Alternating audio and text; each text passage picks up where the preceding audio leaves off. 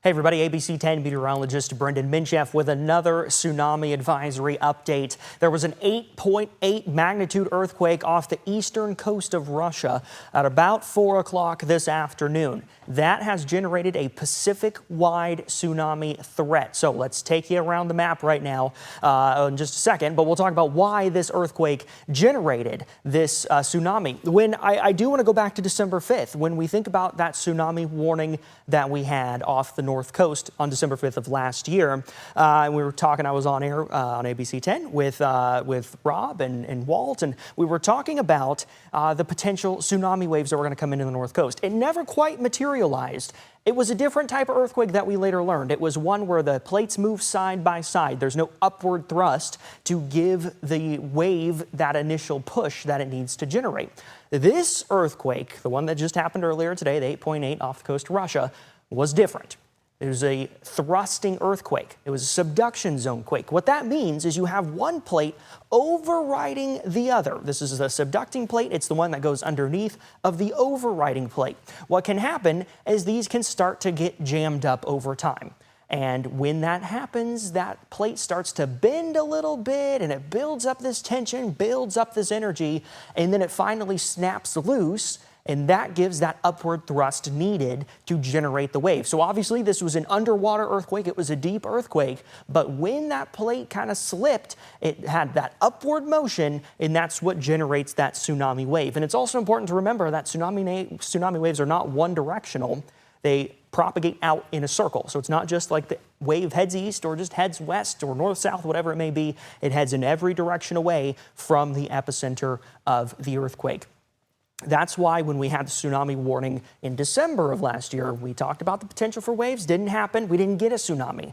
And this time, there is a tsunami threat, and it is occurring right now. So we'll start with the U.S. West Coast because there's a tsunami advisory up and down the coast from the Pacific Northwest across northern California. You see Crescent City, Eureka there, Fort Bragg, Cape Mendocino, all the way down through the Bay Area, and even inland, right? Not necessarily inland areas, but on the other side of the Bay. East Bay, North Bay, South Bay, anywhere right along the immediate coastline are going to be under that tsunami advisory. This includes Monterey Bay as well, the Central Coast, and all the way down through Southern California from Santa Barbara all the way to the international border. We're going to be looking at that tsunami advisory.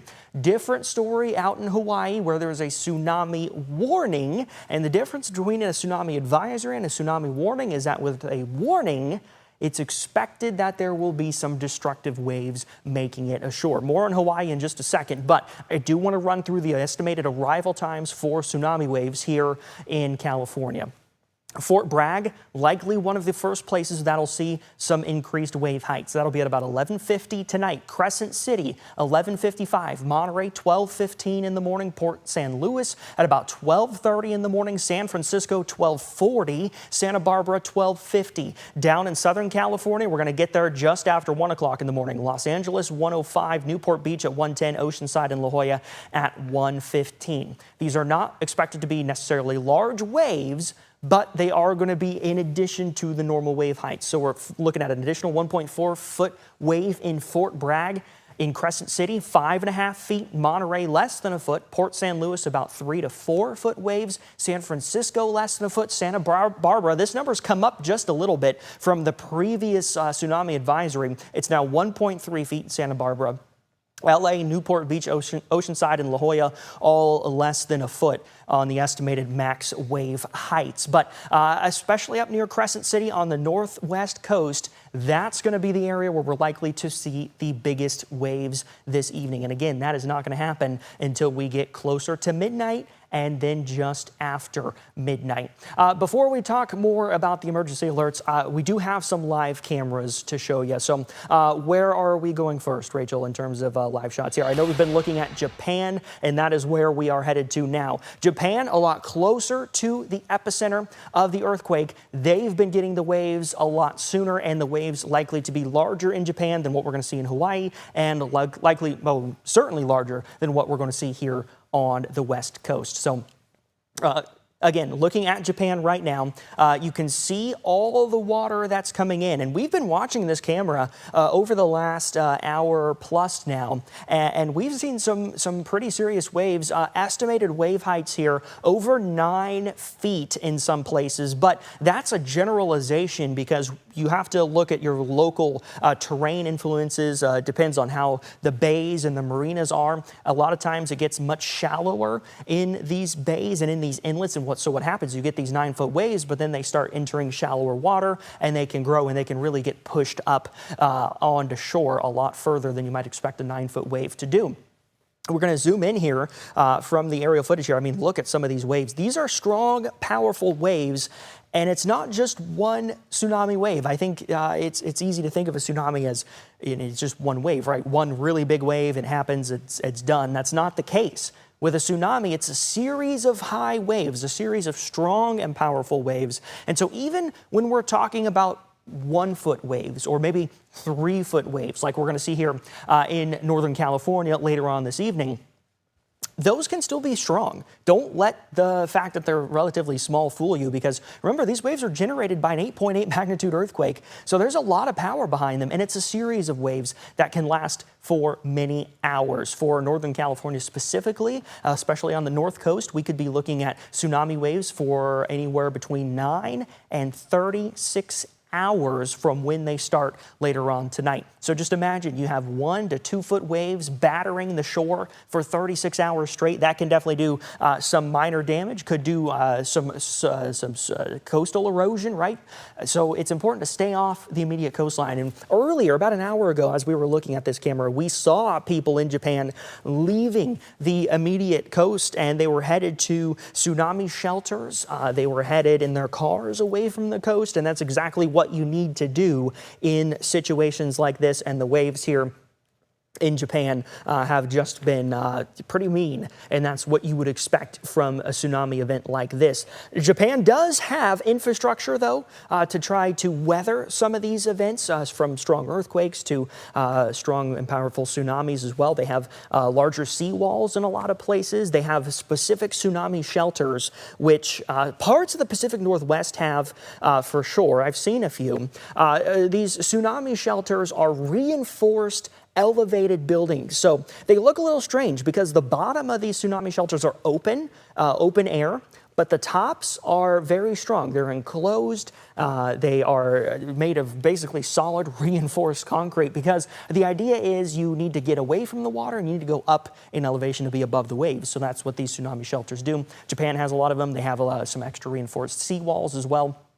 So if we're zooming in here a little bit, that maybe, I'm not exactly sure what we're looking at there, but it looks like a port of some sort, and I don't see anybody out there on the port. I don't see anybody out there on the jetties, on the seawalls, and that's what you would hope, that you're not seeing people out there under these alerts. Now, we've had a heads up this is coming as well. Japan is known for 2 or 3 hours that these tsunami waves were coming. They've just started arriving over the last hour and will continue for the next few hours as well. Other places, do we want to go to Hawaii now? Do we have some Hawaii cameras we can take? Because Hawaii is also in the path of these tsunami waves, but of course it takes time for these waves to travel from the epicenter of the earthquake to their destination, right across the Pacific.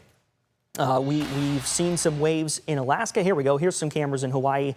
This is Interstate H1, and you can see a lot of cars headed one direction, and that would be presumably away from the coast, and not as many cars headed the other direction. So there you go. There's a video traffic jam as folks are getting away from the water, and that's exactly what you got to do. Now, one of the things that's interesting about Hawaii, obviously, very touristy, right? And a lot of the resorts, a lot of the big hotels are right there on the water. And some folks may not have access to transportation, right? You likely flew in there, maybe you Ubered, maybe you took a hotel van or bus to and from the airport and resort. So this is something that, if you can have transportation, get away from the coast. Call your friends, text your friends, let them know if they're in Hawaii that they need to be taking this seriously. Waves are incoming. Here's a name you may be familiar with. Madison Wade, the former ABC 10 anchor and reporter, is actually in Honolulu, and she sent us this video. Hi everyone, I am in Waikiki right now, and what we're hearing is that there is a threat of tsunami coming into all parts of Hawaii right now. We're seeing the beaches clearing out. People are being told to seek higher ground.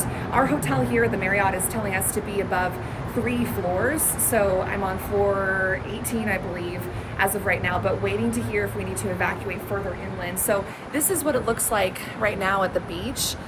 We are seeing less and less people out there, seeing reports from local news sources here that they're evacuating some beaches and telling people to slowly come in and figure out where to go next. As of right now, we're just kind of waiting to hear what's going on from this tsunami threat. First it was a warning, then a threat, and now we're expecting those waves to come in around 7:10 p.m. here local Hawaii time. So that's in about less than 3 hours from now. But again, you know, I'm not very familiar with Hawaii. I've been here now twice, so it's hard for me to say exactly what these waves look like right now. It does seem really calm. I mean, there's even a rainbow off in the distance right now, as I'm seeing it here behind me. But yeah, definitely chaotic down below. A lot of tourists are wondering where to go and what to do. So once we learn anything new, we'll be sure to let you know. All right, and we thank Madison for that report. Here's another look at H1, the interstate in Hawaii. And again, a lot of folks headed away from the water there, evacuating, getting away from the coast, likely to higher ground as well. Hawaii, kind of like California, has a lot of terrain elevation, a lot of terrain differences between coast and inland areas. That's helpful in situations like this, but there's also a lot of coastline in Hawaii that folks need to leave from. We'll come back to the maps now and kind of recap what we've got going on at the moment. Tsunami warning in effect for the Hawaiian Islands, and this is going to continue for the next several hours. We are still roughly 2 to 2.5 hours away from tsunami waves hitting Hawaii. That's how long it takes for these waves to travel. Remember, the earthquake happened somewhere around 4 o'clock this afternoon, and the waves aren't going to get to Hawaii until about 10 o'clock Pacific time. So it takes time for these waves to travel across the Pacific Basin. We'll bring it back to the contiguous U.S. now and Northern California, and there's a tsunami advisory, not a warning, an advisory. The difference is with a tsunami warning, destructive waves are expected. With an advisory, waves are expected. They could do some damage. They do increased soil or coastal erosion, beach erosion, things like that. But there is a difference in that it may seem subtle, but that's the difference. Warning is a lot higher threat as opposed to an advisory. Nonetheless, it's important to be away from the immediate coastline once these waves start showing up. And for us in Northern California, that's going to be around midnight. For folks in the Bay Area, that's maybe around 12:30. For Central Coast, we're talking about 12:45 or so. And then for Southern California, 1 o'clock this morning, we are going to be, or I guess tomorrow morning, we're going to be looking for those tsunami waves. Again, we're going to recap that here. Fort Bragg at about 11:50, Crescent City at 11:55, Monterey 12:15, Port San Luis about 12:35 in the morning, San Francisco 12:40, Santa Barbara 12:50, Los Angeles, Newport Beach, Oceanside, and La Jolla all after 1 a.m. 1:05 in LA, 1:10 at Newport Beach, and 1:15 in the morning at Oceanside and La Jolla. These are not necessarily going to be very large waves, but remember, these were generated by an 8.8 magnitude earthquake, so these are going to have some power behind them. For Fort Bragg, wave heights at about 1.4 feet and about 1.5 feet. Crescent City, going to see likely the largest waves anywhere in California, closer to 5.5 feet. Monterey, less than a foot. Port St. Louis, looking about 3 to 4 feet. San Francisco, less than a foot. Santa Barbara, about 1 foot to 1.5 feet. Southern California, largely looking at 1 foot or less. Los Angeles, Newport Beach, Oceanside, and La Jolla. So it's important to take this threat seriously. It's not necessarily going to do a lot of damage, but the other thing about this is not only are we going to see increased wave heights, not only are they going to come in later at night, so it's harder to see the immediate coastline, right? Obviously, it's dark, but they're going to last for a while. We're talking anywhere from about 6 to 9 for as much as maybe 36 hours across the north coast. Especially, we're going to see a long duration tsunami event. So again, we're talking about waves on the north coast of about maybe 1 to 5 feet and lasting for 9 to 36 hours. That's a lot of waves that are going to last for a while. So important to stay away from the coast for that time. Bring anything that you have near the immediate coastline in. Text family and friends along the coast and let them know that these waves are on the way for us, starting in about 4 to 5 hours. In Southern California, a little bit later than that. One thing I do want to say, obviously this earthquake was near Russia. We didn't get a shake alert, but we do get earthquakes here in California, and some of these can generate tsunamis. So it's important to stay up to date, important to know what to do. Download the MyShake app, MyShake Alert app, and turn on emergency alerts on your phone. You'll get earthquake alerts. You'll get tsunami warning alerts if you're along the immediate coastline, tsunami advisory alerts potentially as well. It's in your settings tab under notifications. Make sure those emergency alerts are turned on. I know it can be annoying when they go off in the middle of the night, but it's better to be informed and prepared than unprepared, right? Better safe than sorry. Do we have any more cameras we want to take? All right, are we ready to take that now? All right, so we have a live press conference in Hawaii about the incoming tsunami waves. We'll go to that. Watching us right now, no doubt you understand that we're under a full tsunami alert here. And so that said, we at this point are taking that most seriously. And our appeal to you is to, if you're in a low-lying area, get yourself safe, get to higher ground. Okay, we ask people to stay calm, cooperate. We know the roads are full out there. Our anticipation right now, based on the latest information we have, is that we're a couple of hours away from any potential impact to Hawaii. We're going to get, as I understand it, we'll have a better read once it passes Midway, which should be substantially before then, and we'll be able to pass that on. I've come up here tonight with all the right people here to keep you informed. That's what we want to do, and we will continue to keep you informed. So everybody has power now. You have access to your media outlets. Pay attention, listen. We'll try to help you as much as we possibly can. All of our people are out there doing what they can to help people, but the best thing you can do is to help yourself and get you and your family safe. If you can, get to higher ground. Okay? So I'm going to bring up ocean safety right now. Thank you, Mayor. Buck Giles from Ocean Safety. Not much to say, but just to reiterate, get to higher ground. Our lifeguard towers right now are closed. We have mobile responders currently giving warnings to people to get away from the beaches and out of the ocean. We've conducted ocean rescue warnings from Diamond Head through Kewalo Basin, as well as on the other sides of the island. But we really need to stress that get to higher ground, get out of those tsunami zones, just be smart and follow what the news is telling us. We will know more information as it comes. Again, we are here to help in before and after anything happens. Thank you very much. Aloha, good evening. Chief Howe from the Honolulu Fire Department. Just like everyone else said, I'm not going to repeat, but we want everyone to stay safe, evacuate early so you don't put yourself in a tough situation. As far as for our response, we'll do our best to continue services. And at a certain point, our personnel would also have to relocate those low-lying areas. So we came up with a plan to move our resources inland and at a higher elevation. And we're just going to monitor all the reports that continue to come in. And again, try and maintain as much of our response capabilities as long as we can, and not to endanger our staff as well. So I'll hand off to HPD. Thank you. Hello, everyone. Sergeant Dana Souza from the Honolulu Police Department, Major Events Division. Most everybody said it before me. We'll continue to work with fire, any other emergency management agencies to ensure public safety. If you could rely on one another and utilize your resources as much as possible. And if you need to utilize 911 for concurring emergencies. Thank you. Hi, Roger Morton, Director of Transportation Services. A little bit about our transit situation.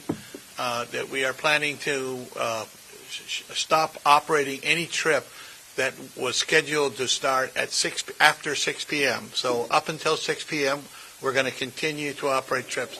Having said that, some of those trips would not have finished their trip and still be in a possible inundation zone. And so there may be detours that drivers will take people to higher ground if they're in danger.